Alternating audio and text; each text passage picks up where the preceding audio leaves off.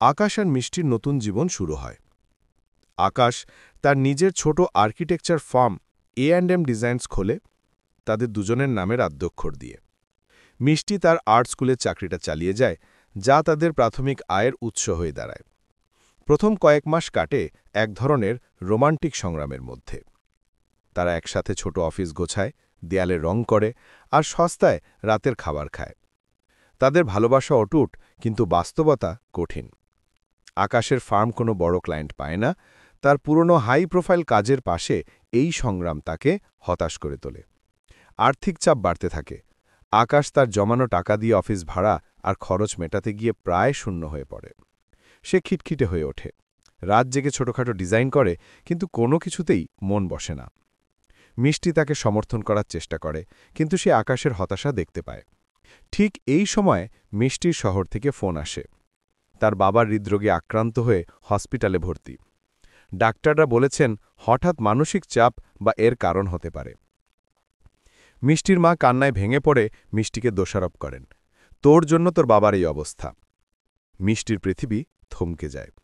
সে তৎক্ষণাৎ সব ফেলে বাড়ি ফিরে যায়।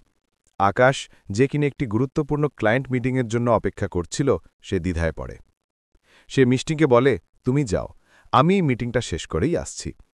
এই একটি বাক্য মিষ্টির কাছে আবার পুরনো আকাশে প্রতিধ্বনি শোনায়। কাজ আগে, সে পড়ে। মিষ্টি একাই হসপিটালে পৌঁছায়। সেখানে সে এক অকল্পনীয় দৃশ্যের মুখোমুখি হয়। তার বাবা মায়ের পাশে ছায়ার মতো দাঁড়িয়ে আছে রোহান, মিষ্টির প্রাক্তন হবুস্বামী। সেই তাদের হসপিটালে এনেছে, রক্তের ব্যবস্থা করেছে এবং ডাক্তারদের সাথে কথা বলছে। তার বাবা মা সম্পূর্ণভাবে রোহানের ওপর নির্ভরশীল। মিষ্টিকে দেখে তার বাবা মুখ ফিরিয়ে নেন, মা শুধু কাঁদেন। রোহান শান্তভাবে মিষ্টির কাছে এসে বলে, চিন্তা করো না, আঙ্কেল এখন ভালো আছেন। তোমার আসতেই হবে শুনেছিলাম। রোহানের এই শান্ত পরিণত আচরণ মিষ্টির অপরাধবোধকে 1000 গুণ বাড়িয়ে দেয়। সে আয়নায় নিজেকে দেখে, সে কাকে কষ্ট দিয়ে কার কাছে চলে এসেছিল। ঢাকায় আকাশের মিটিংটি ব্যর্থ হয়। ক্লায়েন্ট তার ছোট ফার্মের ওপর ভরসা করতে পারে না। আকাশ সম্পূর্ণ ভেঙে পড়ে। সে মিষ্টিকে ফোন করে, নিজের হতাশা জানাতে, কিন্তু মিষ্টি তখন হসপিটালের করিডোরে দাঁড়িয়ে, তার বাবার অসুস্থতা আর রোহানের উদারতা দেখে বিভ্রান্ত। সে আকাশকে বলে, আকাশ, আমি এখন এসব নিয়ে কথা বলতে পারব না। আমি জানি না আমি ঠিক করেছি কিনা। ফোনটা কেটে যায়। আকাশ বুঝতে পারে সে শুধু তার ক্লায়েন্টই হারায়নি, মিষ্টির ভরসাও হারাতে বসেছে। পরদিন সকালে আকাশের পুরনো বস তাকে ফোন করেন।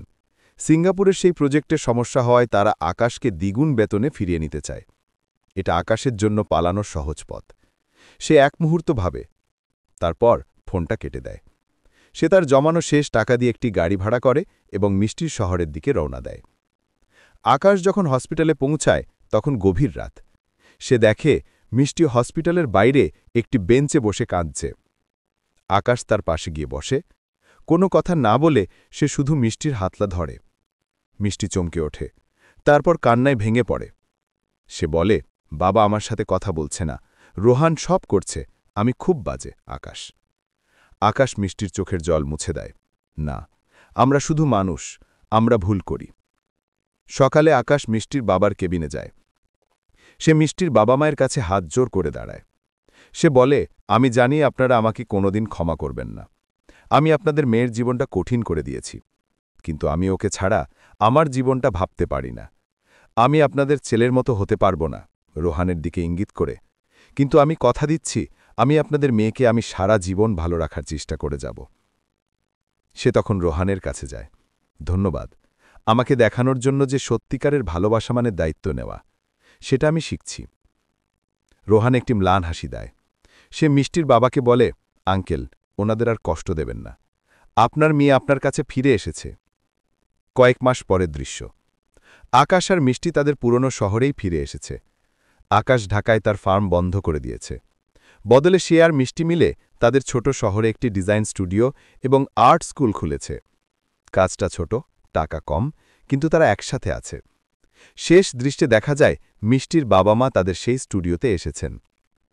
মিষ্টির বাবা আকাশের কাঁধে হাত রাখেন। আকাশ আর মিষ্টি একসাথে তাদের ডিজাইন করা একটি বাড়ির নকশার দিকে তাকিয়ে হাসছে। তাদের সংগ্রাম শেষ হয়নি, কিন্তু তাদের পার্টনারশিপটা জিতে গেছে।